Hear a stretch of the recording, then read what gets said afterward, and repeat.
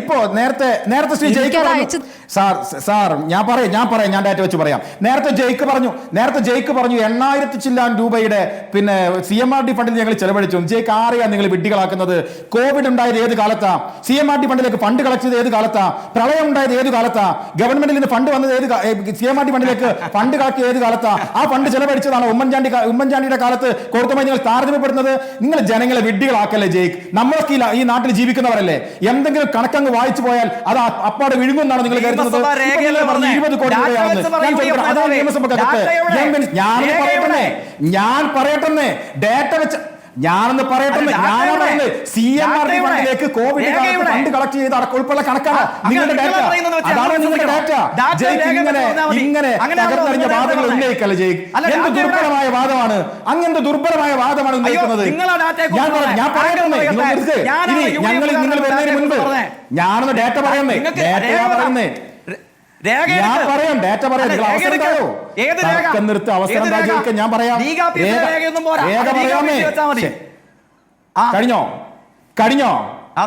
കഴിഞ്ഞോ ഈ ഓഫീസിൽ ഏത് രേഖ വെക്കണം ഞങ്ങൾക്കറിയാം. ഞാൻ പറയാം. CMRD ഫണ്ടിലേക്ക് കോവിഡ് ഫണ്ട് CMRDയിലേക്ക് വന്ന് ഏത് കാലത്താ പറ? നാട്ടുകാർ കാണുന്നുണ്ട് നിങ്ങളുടെ കളവ്. നിങ്ങൾ കള്ളം പറഞ്ഞ് ജനങ്ങളെ പറ്റിക്കുന്ന നാട്ടുകാർ കാണുന്നുണ്ട്. ഞാനൊന്ന് പറയട്ടെ ജനങ്ങളെ കാണുന്നുണ്ട്.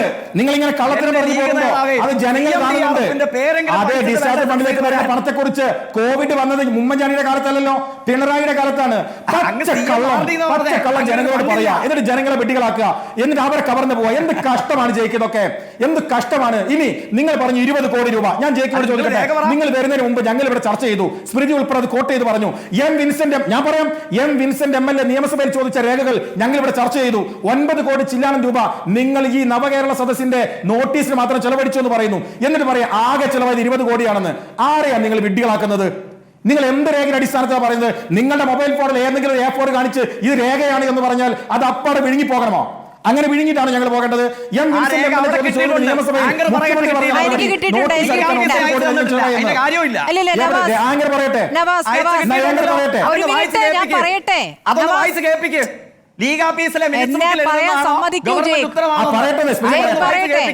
ജയിക്ക് പറയട്ടെ. നക്ഷത്ര ചിഹ്നമിടാത്ത ചോദ്യം 3103 AK ബാലനാണ് ചോദ്യം ചോദിച്ചിരിക്കുന്നത്.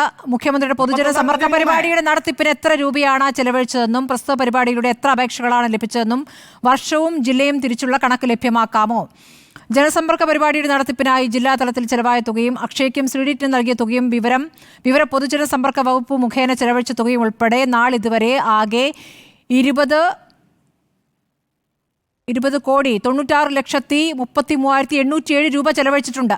അക്ഷയ്ക്കും CDTനും നൽകിയ തുകയും വിവര പൊതുജന സമ്പർക്ക വകുപ്പ് മുഖേന ചെലവഴിച്ച തുകയും ഒഴികെ ജില്ലാതലത്തിൽ ചെലവായ തുകയും അപേക്ഷകരുടെ എണ്ണവും വർഷവും അപ്പൊ ചെലവാക്കിയിട്ടുണ്ട്. ഇതാണ് കണക്ക്. ഇത് സഭയിൽ പറഞ്ഞ മറുപടിയാണ്. മുഖ്യമന്ത്രി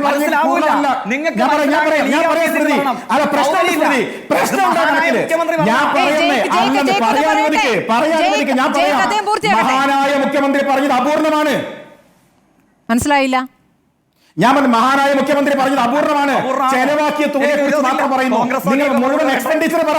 ഞാൻ അതാ പറഞ്ഞു അപൂർണമാണ്.